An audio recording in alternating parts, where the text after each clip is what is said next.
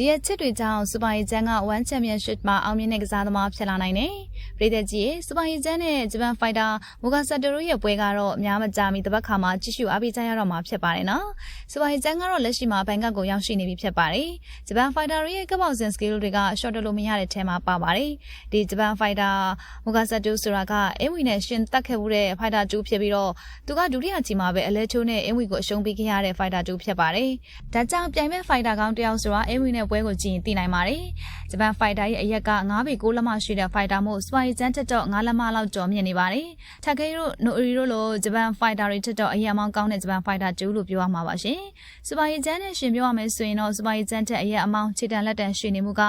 ဂျပန်ဖိုက်တာမူဂါဆာတိုရဲ့အားသာချက်လို့ဖြစ်နေပါတယ်။စပိုင်ဂျန်နဲ့မူဂါဆာတိုရဲ့ပွဲကတော့1-5-1-10မှာပဝင်ချတဲ့တွဲဆိုင်ဖြစ်ပြီးတော့အခုလာမယ့်30ရက်နေ့တောက်ကြနေညမှာရှင်မြိုင်ထိုးသက်ကြမှာဖြစ်ပါတယ်။အဲ့ဒီပွဲမှာဆိုရင်တော့မြန်မာဖိုက်တာ2ဦးရဲ့ပွဲစဉ်ဖြစ်ပါတယ်။စူပါရီဂျန်နဲ့အတူထွေးမအောင်ရဲ့ပွဲပါပြည်သက်တို့ကကြည့်ရှုအားပေးကြရမှာပါရှင်။အရင်တစ်ခေါက်ကတော့မြန်မာဖိုက်တာအမွေကိုရှုံးခဲ့တဲ့အတွက်မူဂါဆာတိုအနေနဲ့ဒီစူပါရီဂျန်နဲ့ပွဲမှာအရှုံးပေးလို့မရတော့တဲ့အတွက်တေချာပေါက်အနိုင်ရရှိအောင်လို့ပြင်ဆင်လာမှာတော့တင်းတည်နေပါတယ်။ဒါကြောင့်စူပါရီဂျန်အနေနဲ့ကလည်းအခုဒီပွဲကိုဟိုအရင်ပွဲတွေကထက်ပိုမိုအားစိုက်ပြီးတော့ပြိုင်ဘက်အားနည်းချက်တွေကိုတေချာလေးလာရင်းနဲ့အနိုင်ဖော်ဆောင်နိုင်မှုအတွက်ကြိုးစားရမှာဖြစ်ပါတယ်။ Body Rich အရန်ကိုကွာဟနေတာကြောင့်လည်းနေ့စဉ်ပိုင်းမှတ်မှန်နဲ့ချင်းကပ်ပြီးတော့ညံကို3ခါရှိမြိုင်ထိုးသက်သက်ပါတယ်ရှင်။ခန္ဓာရည်မာကုံမြင့်တဲ့ဖိုက်တာဆိုတာအိမ်မှုနဲ့ပွဲကိုကြည့်ရင်သိနိုင်ပါတယ်နော်။မြန်မာဖိုက်တာတွေကိုချယ်ရီကပွဲတွေခက်စိတ်စိတ်ချပေးတာကဝမ်းသာစရာလို့ဆိုပေမဲ့ပွဲအရင်ကလွင်လွန်းရင်လည်းကျွန်တော်တို့မြန်မာဖိုက်တာတွေအတွက်ကတော့အဆင်မပြေလှပါဘူး။အခုကတော့စူပါရီဂျန်ပေါ်မှာကိုယုံကြည်ပါတယ်။စူပါရီဂျန်က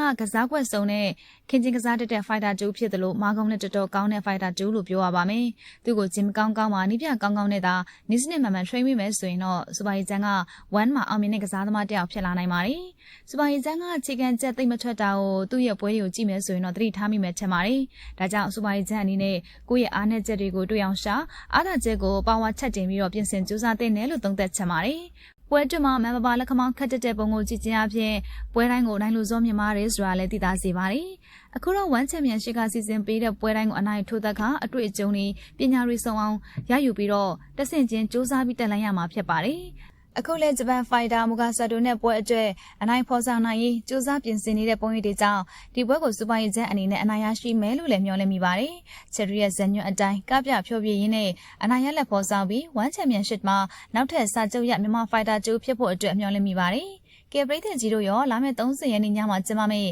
စူပါရီဂျန်နဲ့မူဂါဆာတိုရဲ့ပွဲကိုအားပေးဖို့အဆင်သင့်ပါပဲလား။ဘယ်သူကအနိုင်ရလက်ဖော်ဆောင်နိုင်မယ်လို့ထင်ပါလဲရှင်။